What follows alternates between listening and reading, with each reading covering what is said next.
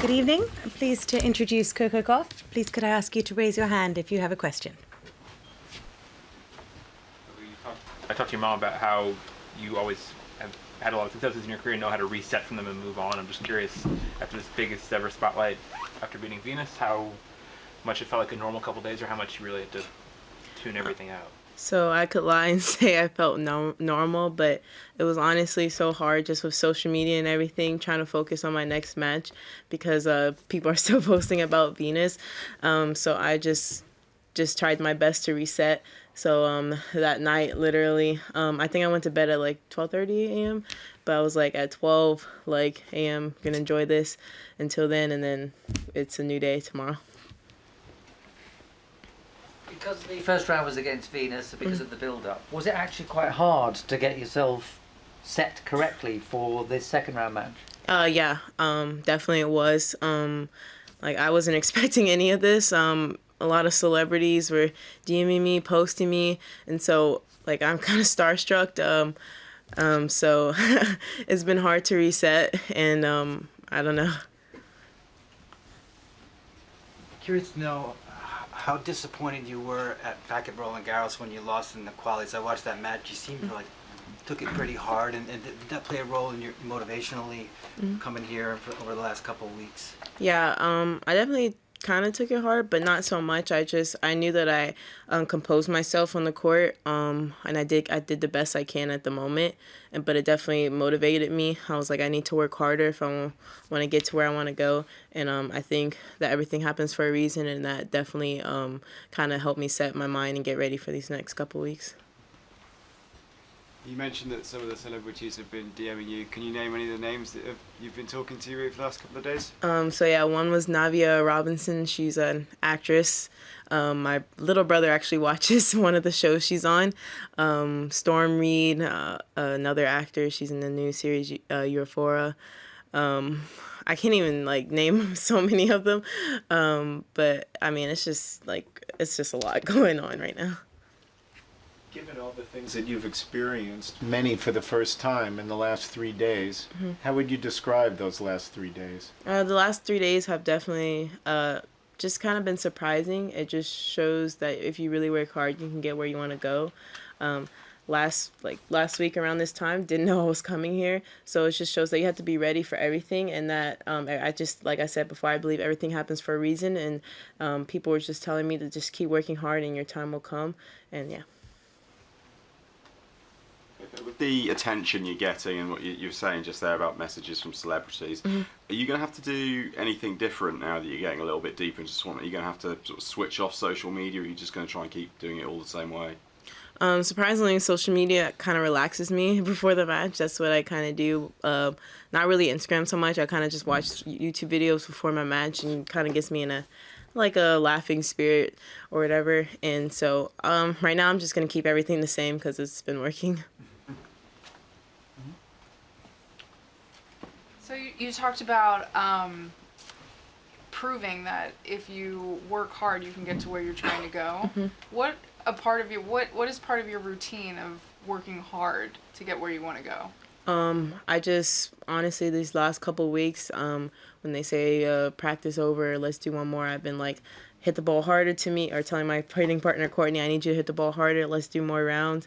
And I didn't know this would happen, so it's just looking back on these few weeks, I can see how maybe that little extra time definitely helped. I remember after some of my practice, I would run a block, and just sprint and see how fast I could do it. And basically, I was running as fast as I could for 3 minutes after a lot of my practices, which was really challenging. Considering Florida is so hot right now, so yeah. What is the funniest thing that happened to you in these 2 days? If you can tell us, is one thing, and the second, 18 only unforced errors in 2 matches. Do you think today you played even better than the other day? Okay, so the first question, the funniest thing that probably happened, definitely my family FaceTiming me. They're all jumping up and screaming in front of the TV. And I don't even know how I played, if I played better today or not. I would like to say maybe I played a little better because I don't think I got broken this match, but I think definitely playing against Venus, she's another big server, and playing today, the girl, she was hitting some bombs out there, so it was just that kind of set me up and get me ready for this next match. What kind of advice are you getting the last couple days from your parents or coaches or other people? Like some type of words of wisdom that are really sticking with you just in the last couple of days? They just told me that you have another match. The tournament's not over, so don't focus too much on what happened because my goal is to win it. So they just told me keep yourself grounded, and I think I've always just done a good job of that because I just kind of, I don't know, I don't overlook things, and I just kind of like, I don't know, it's complicated, but I just like kind of try to minor the light, I guess. You know how Kawhi Leonard is very low key? Yes. Are you like that too? I think I talk a little bit more and express myself a little bit more than him, but I mean, it's working for him. We'll see where he goes. I'm excited to see when announcement happens. As you said, the tournament's not over. How far do you look in the draw, and have you looked at least to the next round? No, I have no idea who I play in the next round. I don't. Sorry? Polona Herzog. Okay, nice, thank you. I just, cause in my interview actually right off court, she told me I played Wozniacki, and then my agent told me I played someone else. So I was like confused on who I played because I didn't actually look at the draw. So I was, I don't know. I don't ever look. I just look at my next round. So thank you for telling me. What do you know about her? I don't know much. I'm gonna look at some film tomorrow, but right now I'm just gonna eat and go to sleep. Cori, has it just been tennis, or have you had a chance to sightsee or anything yet? Not really, considering I'm always last on, so all my day has been pretty long. I've been to London, my first time I think I was 12 when I came to London. It was with my brother. It was just like a little 3-day weekend or whatever, and I got to see a lot there, so definitely after the tournament's over, I'm going to see some of London.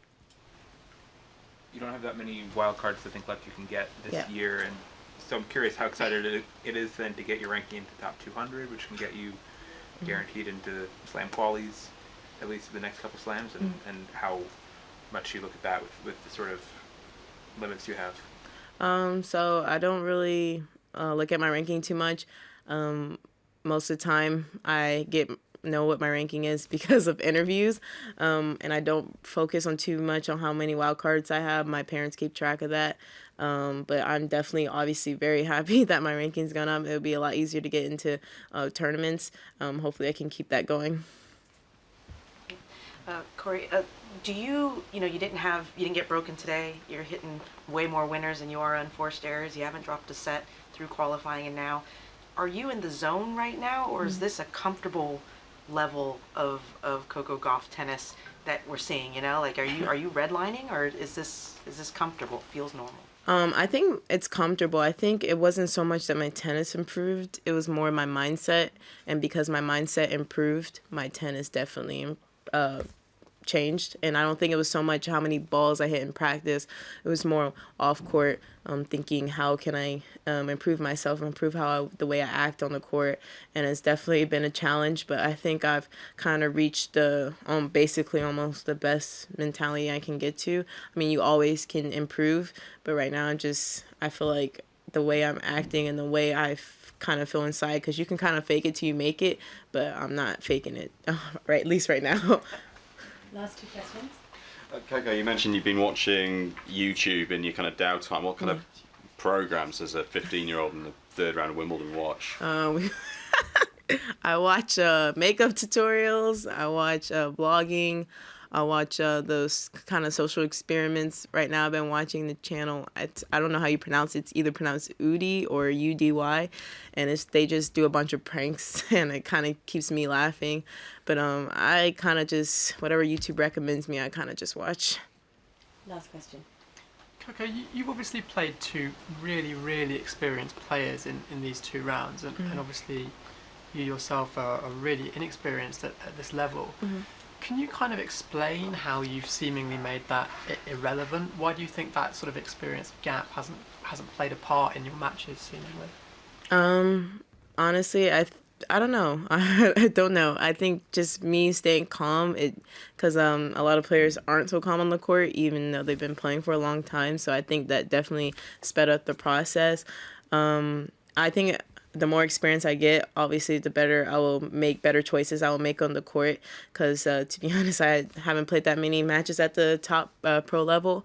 But definitely the little that I've learned from juniors, that definitely helped a lot. I think everyone should at least try to play juniors, because just kind of being familiar with the grounds, even though it's not considered experience, but last year playing Wimbledon here, definitely it really helped a lot, because I was able to play on the match courts. I kind of know how they feel, and I think just the more, not so much experience on court, but the experience of being on the grounds, I think definitely helped a lot, because I'm not so shocked when I get to a Grand Slam or another tournament.